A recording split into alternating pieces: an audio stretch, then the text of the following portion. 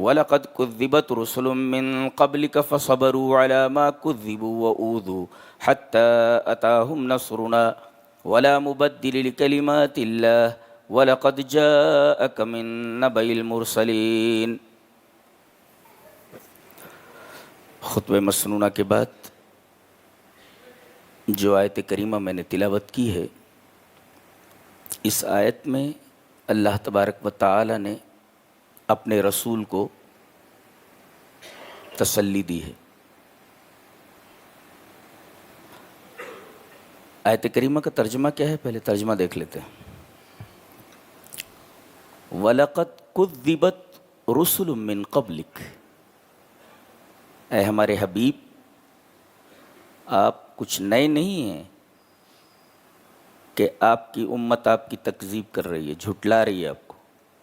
اس سے پہلے جتنے رسول گزرے سب کے ساتھ یہی سلوک روا رکھا گیا ہے، ان کی بھی تکذیب کی گئی ہے۔ دیکھیے، وَلَقَدْ كُذِّبَتْ رُسُلٌ مِّن قَبْلِكَ، آپ سے پہلے جتنے رسول آئے سب کو جھٹلایا گیا ہے، کوئی نئی بات نہیں ہے۔ تو جب انہیں جھٹلایا گیا تو انہوں نے کیا کیا؟ فَصَبَرُوا عَلَىٰ مَا كُذِّبُوا، اپنی قوم کی تکذیب پر، ان کے جھٹلانے پر انہوں نے صبر کیا۔ وَأُوذُوا، اور ان کی ایذا رسانیوں پر صبر کیا۔ دیکھو، تکذیب کے بعد ایذا آیا ہے، کذبوا وَأُوذُوا۔ کذبوا کے اندر روحانی تکلیف ہے اور اوذو کے اندر جسمانی تکلیف ہے۔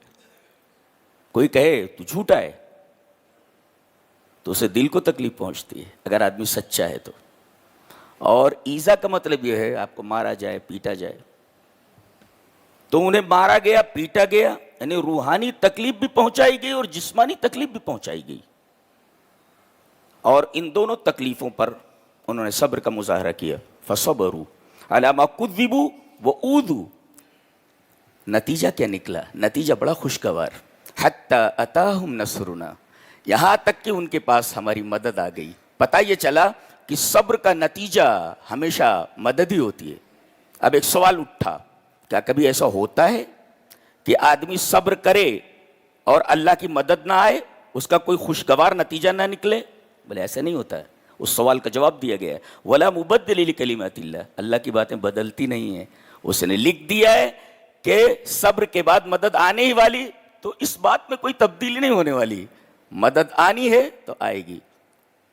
یہ اس سوال کا جواب تھا جو ذہن انسانی میں پیدا ہو سکتا تھا کہ صبر کے بعد مدد کبھی نہیں آتی ہے کیا؟ نہیں، ایسا نہیں ہوتا ہے، صبر کے بعد مدد ضرور آتی ہے، یہ اللہ کا وعدہ ہے، اور اللہ تبارک و تعالیٰ کے وعدہ بدلتا نہیں ہے، اللہ کی باتیں بدلتی نہیں ہیں۔ وَلَا مُبَدِّلَ لِكَلِمَاتِ اللَّهِ سے اس کا جواب دیا گیا، اور اس کے بعد ایک تاریخی شہادت پیش کی گئی کہ وہ تو آپ کے سامنے ہے، وَلَقَدْ جَاءَكَ مِن نَّبَإِ الْمُرْسَلِينَ، یہ ایک تاریخی شہادت ہے۔ کیا؟ آپ سے پہلے جتنے رسول آئے سب کو جھٹلایا گیا، سب کو ایذا دی گئی،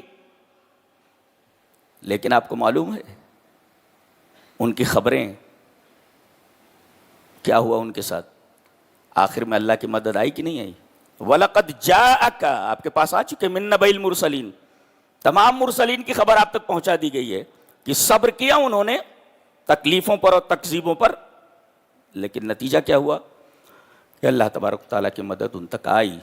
حضرت ایوب علیہ السلام کا صبر تو ضرب المثل ہے، کہتے صبر ایوب، بچے مر گئے، سب مال تباہ ہو گیا، اور اس بیماری کے اوپر جس بیماری میں وہ مبتلا تھے ایک عرصہ گزر گیا، اور پھر بعد میں اس صبر کے اوپر اللہ تبارک و تعالی نے انہیں مال بھی عطا کیا اور اولاد بھی عطا کی۔ مال کیسے عطا کیا معلوم ہے؟ صحیح حدیث میں موجود ہے کہ آسمان سے سونے کی ٹڈیاں برسائی گئیں، اور وہ سونے کی ٹڈیاں جو برس کر کے زمین پر گر رہی تھی اس کو جلدی جلدی اپنے دامن میں بھر رہے تھے۔ اللہ تبارک تعالیٰ پوچھتا ہے تم اتنے لالچی ہو، جلدی جلدی سونے کی ٹڈیوں کو اپنے دامن میں بھر رہے ہو؟ کہا کہ میرے رب تیری عطا اور تیری نعمت کے اوپر کون لالچ نہیں کرے گا۔ یہ حضرت ایوب۔ تو مال بھی اللہ نے انہیں عطا کیا، سونے کی ٹڈیاں برسائیں، اس سے بڑی کامیابی کیا ہو سکتی ہے؟ مال لے لیا تو سونے کی ٹڈیاں بھیجی، گھر بھر لے اپنا سونے سے، اور اولاد بھی عطا فرمائی۔ حضرت یوسف علیہ السلام کئی سالوں تک جیل میں رہے۔ کبھی کبھی سلسلہ یا آزمائش کا اور تکلیفوں کا کافی دراز ہوتا ہے، نتیجہ کیا ہوا؟ صبر کیا انہوں نے، 9-10 سال تک جیل میں رہے، نتیجہ کیا ہوا؟ مصر کے بادشاہ بنا دیے گئے، جیل سے اٹھائے گئے اور بادشاہت کے تخت پر بٹھا دیے گئے۔ یہ مثالیں ہمارے سامنے ہیں جن کی طرف اس ٹکڑے کے اندر اشارہ کیا گیا ہے، وَلَقَدْ جَاءَكَ مِن نَبَإِ الْمُرْسَلِينَ، اے ہمارے حبیب آپ کے پاس مرسلین کی خبر آ چکی ہے کہ اللہ نے ان کے صبر کے اوپر جو نتیجہ پیدا فرمایا، وہ نتیجہ کس قدر خوشگوار اور کتنا پیارا نتیجہ تھا۔ تو صبر کا نتیجہ ہمیشہ بہترین ہوتا ہے۔ اللہ نے ایک جگہ ارشاد فرمایا، وَبَشِّرِ الصَّابِرِينَ، آپ صبر کرنے والوں کو خوشخبری دے دیجئے۔ اب آدمی صبر کر رہا ہے، تکلیف میں مبتلا، صبر کر رہا ہے، اب اللہ فرما رہا ہے ایسے صبر کرنے والے کو آپ خوشخبری دے دیں۔ خوش خبر، خوش خبر مانے اچھی خبر، فارسی میں کہتے خوش کو اچھا، اور خبر کہتے خبر۔ خوش خبر دے دو ان کو، خوشخبری دے دو، یعنی آدمی مصیبت میں مبتلا اور صبر کر رہا ہے تو اسے اچھی خبر دے دو، یعنی اس صبر کا نتیجہ اچھا ہی ہے، خوشگواری ہے، یہ مطلب ہے خوشخبری کا۔ یہ جو مہینہ ہے، جس مہینے سے ہم گزر رہے ہیں، نبی کریم صلی اللہ علیہ وسلم نے اسے صبر کا مہینہ فرمایا۔ جی دلیل یہ حدیث پاک، وعن ابی عثمان ان ابا ہریرہ رضی اللہ تعالی عنہ قال سمعت رسول اللہ صلی اللہ علیہ وسلم یقول شہر الصبر وثلاثۃ ایام من کل شہر صوم الدہر، رواہ النسائی فی کتاب الجنائز۔ حضرت امام نسائی رحمہ اللہ اس حدیث پاک کو ایسے ہی کتاب الجنائز کے اندر لائے ہیں۔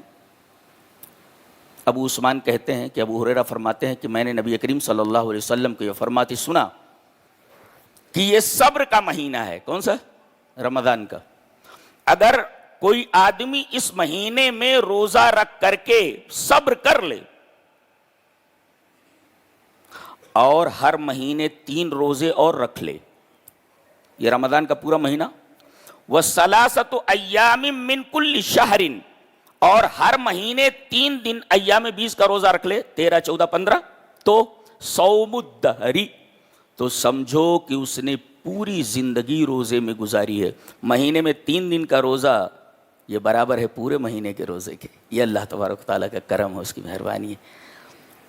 پتہ یہ چلا کہ اللہ تبارک و تعالیٰ نے اس مہینے کو شہر الصبر قرار دیا ہے۔ اس میں آدمی کے صبر کی ٹریننگ ہوتی ہے کہ کبھی کوئی مصیبت آن پڑے تو آدمی اس مصیبت کے اوپر صبر کرے۔ کیسے کرے؟ 1 مہینے پوری ٹریننگ دی جاتی ہے اس کو۔ بھوک کے اوپر صبر کر رہا ہے، پیاس کے اوپر صبر کر رہا ہے، اور دیگر خواہشات کے اوپر کنٹرول کر رہا ہے۔ یہ ٹریننگ ہے ایک طریقے کی کہ زندگی میں کسی موڑ پر کوئی مصیبت آ جائے تو اس مصیبت کو آسانی سے ڈیل کر سکے اور جزا فضا نہ کرے۔ تو یہ روزہ ہمیں ٹریننگ دیتا ہے، اسی وجہ سے اسے شہر الصبر کہا گیا۔ صبر کی 3 قسمیں ہیں۔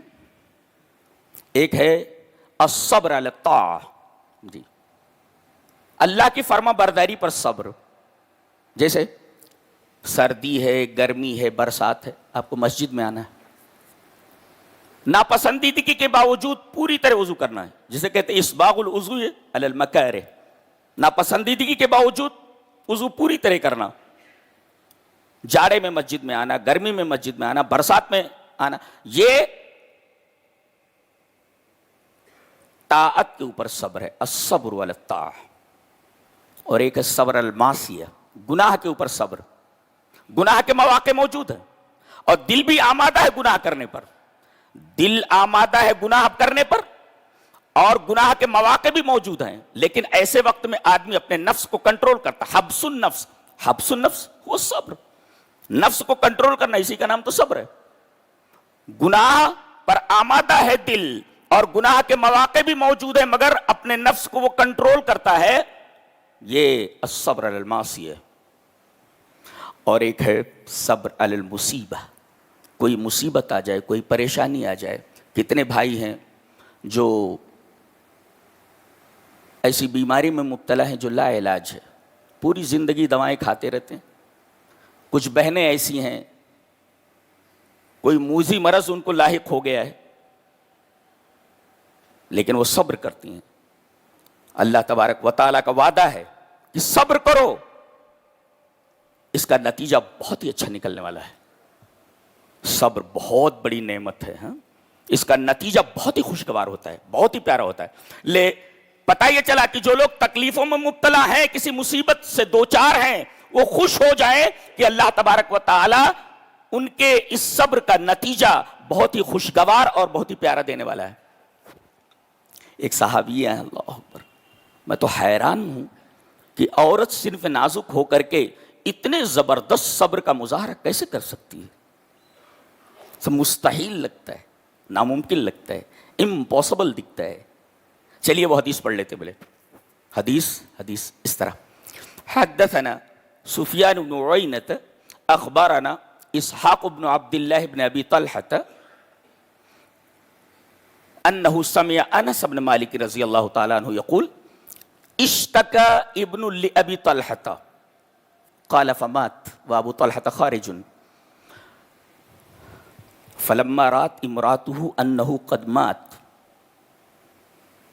حیأت شیئا ونحته فی جانب البیت فلما جاء ابو طلحة رضی اللہ تعالی عنہ قال کیف الغلام قالت هدأت نفسه وارجو ان يكون قد استراح وظن ابو طلحة انها صادقة قال فبات فلما اصبح اغتسل فلما اراد ان يخرج اعلمته انه قد مات فصلى مع النبي صلى الله عليه وسلم فأخبر النبي صلى الله عليه وسلم بما كان منهما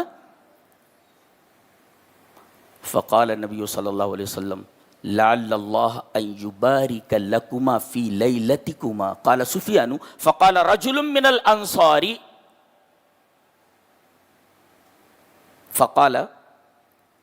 فقال رجل من الأنصار فرأيت لهما 9 أولاد کلہم قد قرأ القرآن رواہ البخاری فی کتاب الجنائز. ایک صفحے کے اوپر یہ پوری روایت تھی جو سند کے ساتھ میں نے آپ کے سامنے پیش کر دی ہے. یہ ایک مشکل کام ہے بہرحال. تو سند کے ساتھ پوری روایت آپ کے سامنے آ گئی. پتہ یہ چلا کہ بخاری میں ہے اور کہاں ہے؟ یہ کتاب الجنائز میں، چیپٹر جو جنائز کا ہے اس میں امام بخاری لائے ہیں. کہتے ہیں کہ حضرت ابو طلحہ رضی اللہ تعالیٰ عنہ ایک بڑے پیارے صحابی ہیں، بہت بہادر، بہت ہی ہینڈسم. تو ان کا ایک بچہ تھا، وہ بیمار ہو گیا. اشتکا ابن لابی طلحہ، ابو طلحہ کا ایک بچہ تھا، وہ بیمار تھا، دوائیاں چل رہی تھیں. یہ کہیں باہر گئے ہوئے تھے، بچہ مر گیا. قال فمات، مر گیا. ماں آئی دیکھنے کے لیے تو دیکھا کہ بچہ مرا پڑا ہے. اللہ اکبر. جلدی سے انہوں نے بچے کو اٹھا کر کے نحتہ فی جانب البیت، گھر کے کونے میں لے جا کر دیا کنارے پر. اچھا. اور حیات شیئن، کھانا تیار کیا. کمال ہے، کمال ہے. اللہ، بچہ مر گیا ہے اور اس مرے ہوئے بچے کو انہوں نے گھر کے کونے میں لے جا کر کے رکھ دیا. کیوں بھائی؟ کھانا تیار کیا. حیات شیئن، حیات شیئن مطلب یہ شوہر کے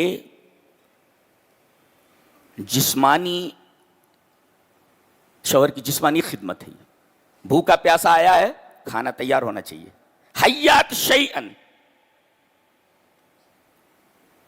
ان کے جسم کے لیے، ان کے بدن کے لیے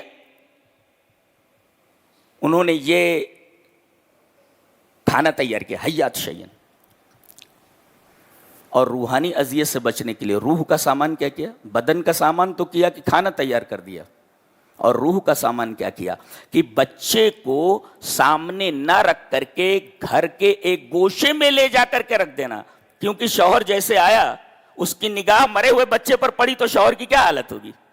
تو اس کو ذہنی اور بدنی دونوں تکلیفوں سے بچانے کے لیے اس صحابیہ نے بڑا عجیب و غریب کام کیا.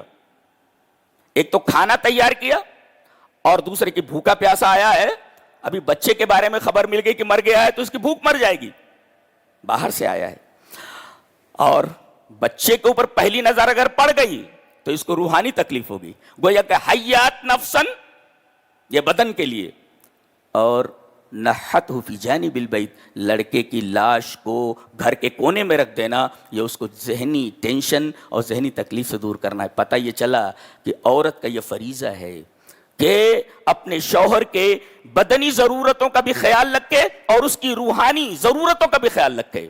بدنی طور پر کبھی تکلیف نہ ہونے دے اور روحانی طور پر, ذہنی طور پر اسے کبھی تکلیف نہ پہنچائے. یہ اس حدیث پاک کے دونوں ٹکڑوں کا مفہوم ہے. حیات شیئن, بدنی تکلیف نہ دے, اور وَنَحَتْهُ فِي جَانِبِ الْبَيْتِ, اس کو ذہنی اور روحانی تکلیف میں مبتلا نہ کرے. ایک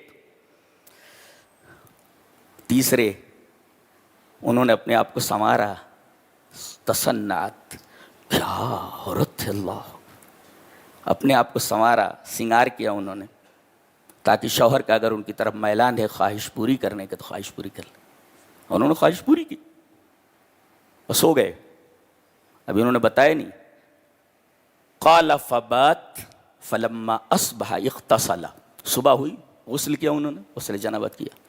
فلما اراد ان یخرج, جب باہر نکلنے کا ارادہ کیا, دیکھو گھر میں آتے انہوں نے پوچھا کہ بچہ کیسا ہے, کیف الغلام, بچہ کیسا ہے, تو انہوں نے کہا قد ہتات نفسہ,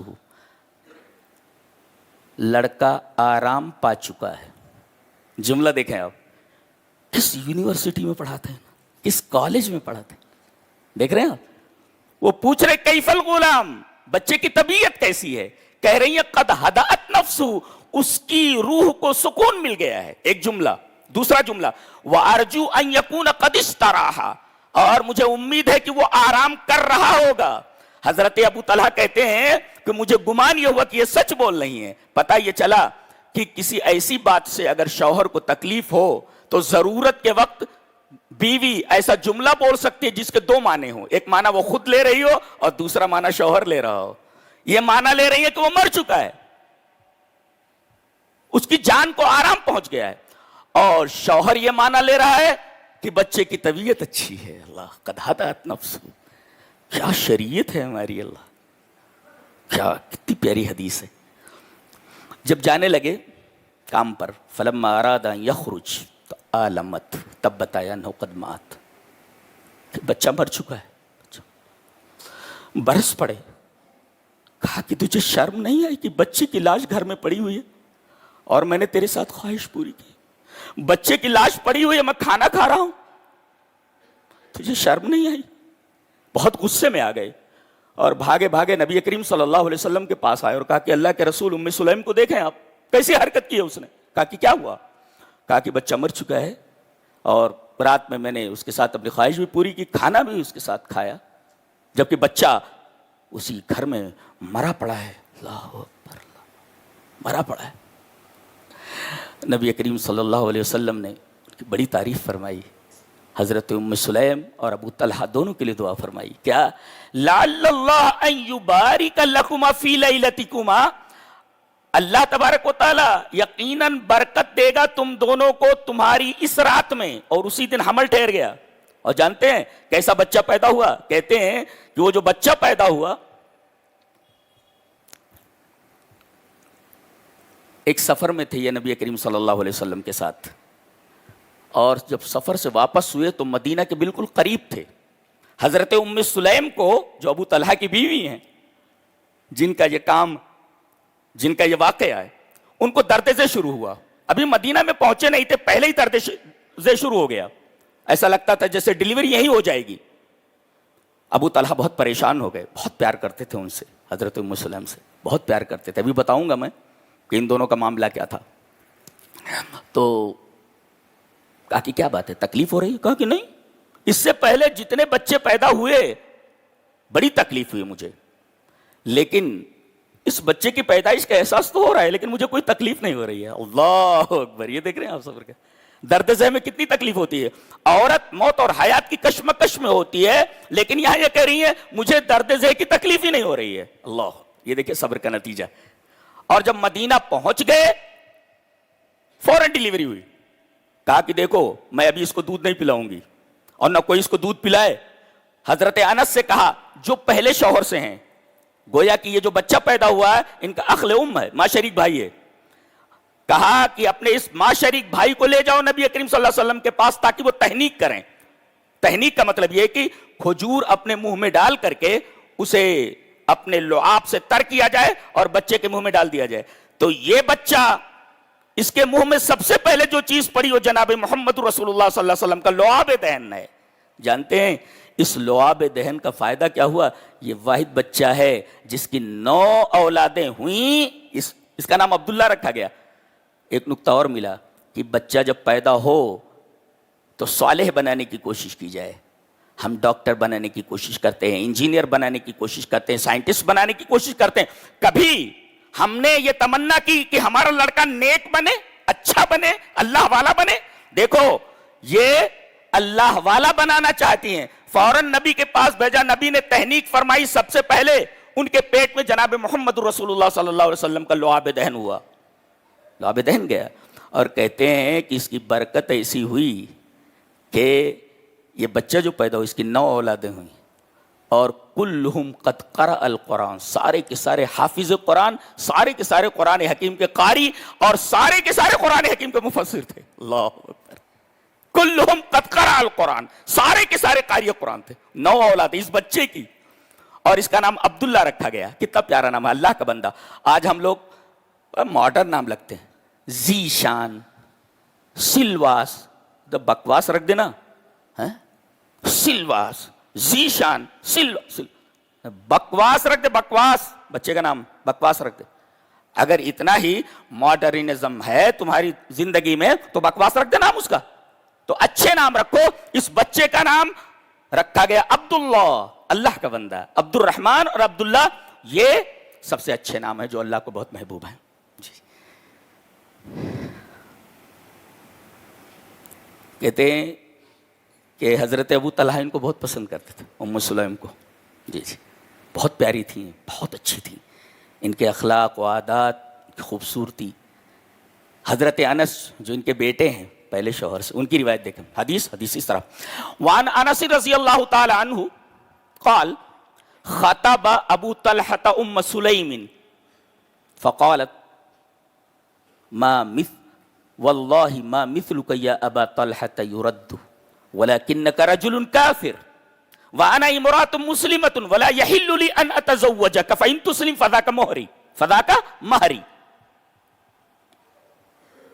وما اسألك غيره فاسلم فكان ذلك مهرها. قال ثابت فما سمعت بامرأة قط كانت اکرم محرم من ام سلیم الاسلام فدخل بها فولدت له. رواہ النسائی فی کتاب النکاح. حضرت امام نسائی رحمہ اللہ اس حدیث کو کتاب النکاح کے اندر لائے.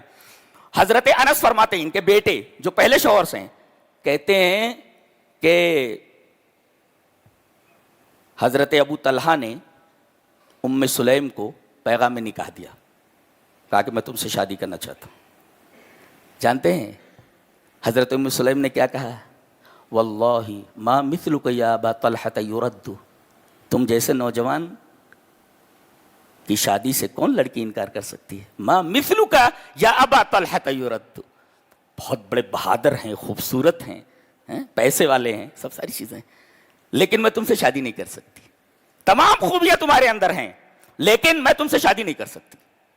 تم بہت اچھے نوجوان ہو, ساری خوبیاں تمہارے اندر ہیں, لیکن میں تم سے شادی نہیں کر سکتی. کیوں؟ وَلَكِنَّكَ رَجُلٌ کافر, اس لیے کہ تم کافر آدمی ہو. تو مسلمان لڑکیاں کافر کو لے کر کے بھاگ جاتی ہیں. اللہ, وَلَكِنَّكَ, اس لیے کہ ان کی زندگی میں دین نہیں ہے. اچھا یہ بھاگ جاتی ہے لے کر کے کافروں کو, غیر مسلموں کو, وجہ کیا ہے؟ حدیث میں اسی حدیث میں بتایا گیا وَلَكِنَّكَ رَجُلٌ کافر, میں تم سے شادی نہیں کر سکتی اگرچہ تمہارے اندر تمام محاسن, تمام خوبیاں ہیں. کیوں؟ لیکنک رجل کافر وانا امرأۃ مسلمہ, میں مسلمان عورت ہوں. گویا کہ کفر کی عین ضد اسلام ہے. وانا امرأۃ مسلمہ, میں مسلمان عورت ہوں. ولا یحل لی ان اتزوجک, میں چونکہ مسلمان عورت ہوں لہذا میرے لیے جائز نہیں ہے کہ میں تم سے شادی کروں. لیکن ایک مشورہ دوں گی, شادی کرنا چاہے تو بولے ہاں, تیرے سے شادی کرنا چاہتا. کہا کہ فَإِن تُسْلِمْ فَذَاكَ مَهْرِي, اگر تم اسلام لے آؤ تو یہی اسلام ہی میرا مہر ہوگا, میں تم سے کچھ نہیں چاہتی. وَمَا أَسْأَلُكَ غَيْرَهُ, یہی اسلام ہی میری مہر ہوگی. قال ثابت, حضرت ثابت فرماتے ہیں فَمَا سَمِعْتُ بِامْرَأَةٍ قَطُّ, میں نے کسی عورت کے بارے میں نہیں سنا کہ حضرت ام سلیم سے زبردست, سب سے حضرت ام سلیم سے بہتر کسی کا مہر اسلام جیسا ہو, کہ ان کا مہر اسلام تھا. کہہ رہے ہیں کہ فدخل بہا, ان سے شادی ہو گئی, فولدت لہ, ان سے بچے ہوئے. اللہ اکبر اللہ. دیکھ رہے ہیں آپ کتنی باتیں آ گئی اس میں. اسلام کو مہر میں انہوں نے پیش کیا کہ اگر تم اسلام لے آتے ہو تو یہی میری مہر ہوگی. کتنی بڑی قربانی ہے, کتنی بڑی قربانی ہے. اور نبی کریم صلی اللہ علیہ وسلم نے فرمایا ان کی یہ جو فضیلت ہے حضرت ام سلیم کی, اسلام سے محبت کی وجہ سے, اسلام سے محبت کی وجہ سے, اور اسلام سے محبت کی وجہ سے وہ صبر کے اس اعلیٰ معیار پر پہنچی. اور صبر کا اعلیٰ معیار یہ ہے کہ دنیا میں بھی اللہ نے اپنی مدد بھیجی. اپنے اس بیٹے سے کتنی اولادیں انہوں نے دیکھ لی کہ سارے کے سارے قاری قرآن, مفسر قرآن تھے. اور آخرت میں کیا کامیابی دی گئی, آئیے وہ حدیث دیکھتے ہیں. حدیث اس طرح, وعن انس رضی اللہ تعالی عنہ عن النبی صلی اللہ علیہ وسلم قال دخلت الجنة فسمعت خشفة فقلت من هذا قالوا هذه الغمیصاء بنت ملحان ام انس بن مالک رضی اللہ تعالیٰ عنہ, رواہ مسلم فی کتاب الفضائل. حضرت امام مسلم رحمہ اللہ اس حدیث پاک کو ایسے ہی مسلم شریف کتاب الفضائل کے اندر لائے. راوی خود حضرت ام سلیم کے بیٹے حضرت انس رضی اللہ تعالیٰ عنہ, وہ فرماتے ہیں کہ نبی کریم صلی اللہ علیہ وسلم نے ارشاد فرمایا کہ میں معراج میں جب جنت میں پہنچا, میں جنت میں داخل ہوا, دخلت الجنة, میں جنت کے اندر گیا, جنت کے اندر داخل ہوا تو میں نے اپنے آگے فسمعت خشفةً, خشفہ صوت حرکت المشی, کسی کے چلنے کی آواز سنی. خشفہ کسے کہتے ہیں, کسی کے چلنے کی آواز, جیسے چپل پہن کر کے کوئی چل رہا تو اسے کہتے ہیں خشفہ. صوت حرکت المشی, کسی کے چلنے کی حرکت کی آواز, کہ کوئی آگے چل رہا ہے. آپ نے آپ کے ساتھ جو حضرت جبریل ہیں اور دیگر فرشتے ہیں ان سے پوچھا کون ہے یہ کون ہے یہ جس کی آواز جنت میں آگے آگے آ رہی ہے. کہا هذه الغمیصاء, یہ غمیصہ, ان کا نام غمیصہ ہے, اور یہ ملحان کی بیٹی ہیں, اور حضرت انس ابن مالک رضی اللہ تعالیٰ عنہ کی ماں ہے. یہ ان کا نام غمیصہ ہے, یہ ملحان کی بیٹی ہیں, اور انس ابن مالک رضی اللہ تعالیٰ عنہ کی ماں ہے. یہ ان کے چپل کی آواز, ان کی جوتیوں کی آواز جنت میں آگے آگے آ رہی ہے. اللہ تبارک و تعالیٰ نے اس عورت کو کتنا بڑا مقام عطا فرمایا. اللہ اکبر. صبر دیکھیں, حیرت ہوتی ہے کہ بچہ مرا ہوا ہو اور شوہر کو ذہنی کوفت نہ پہنچے, بدنی تکلیف نہ ہو, کھانا بنا رہی ہیں, کھانا کھلا رہی ہیں, بچے کی لاش کو گھر میں ایک کونے میں کر دیا, ذہنی تکلیف نہ ہو. عورت پہ کیسے برداشت کیا ہوگا, اندازہ لگائیے. اس سے نکتہ ملا کہ ایثار رضا الزوج علی حزنہ, عورت کے صبر کی انتہا وہاں ہو جاتی ہے جہاں عورت اپنے شوہر کی خوشنودی کو ترجیح دے اپنے غم کے اوپر. ماں خود غم میں ڈوبی ہوئی ہے, بچہ مرا ہوا پڑا ہے, لیکن اپنے شوہر کی خوشنودی کو اس نے اپنے غم کے اوپر پریفر کیا, اس کو ترجیح دی. اس کو کہتے ہیں عورت. اب اس تناظر میں اور حضرت ام سلیم رضی اللہ تعالی عنہا کے اس واقعے کے اندر ہماری مائیں اور بہنیں اپنی شکل دیکھیں, اپنے عادات دیکھیں, اپنے اخلاق دیکھیں, اپنی سلوکیات کا ملاحظہ کریں کہ ہم کہاں پر کھڑی ہوئی ہیں. اسی وجہ سے ہمارے گھروں میں برکت نہیں ہے, اس لیے کہ ہماری عورتوں کو اسلام پیارا نہیں ہے, ان کو دنیا پیاری ہے. جب تم کو اسلام پیارا نہیں ہے تو تمہارے گھروں میں خلفشار نہیں پیدا ہوگا, فساد نہیں ہوگا, اور دنیا بھر کے تناؤ نہیں پیدا ہوں گے, تو اور کیا پیدا ہوگا. اسلام لاؤ تاکہ تمہارے گھر میں سلم پیدا ہو. ساری خرابیاں اس وجہ سے ہمارے گھروں میں ہے کہ ان گھروں کے اندر اسلام نہیں ہے, اسلام سے محبت نہیں ہے. اگر اسلام سے محبت ہو جائے تو ایک عورت بھی صبر کا ایسا اعلیٰ مظاہرہ کر سکتی ہے جیسا کہ اس حدیث میں بیان کیا گیا. حیرت ہوتی ہے کہ کوئی عورت ایسا کیسے کر سکتی ہے. اللہ اکبر. اللہ ہم سب کو توفیق دے کہ ہم اچھے انسان بنیں جی، ابو طلحہ کی طرح بنیں اور ہماری ماں ام سلیم کی طرح بنیں۔ وآخر دعوانا الحمدللہ رب العالمین۔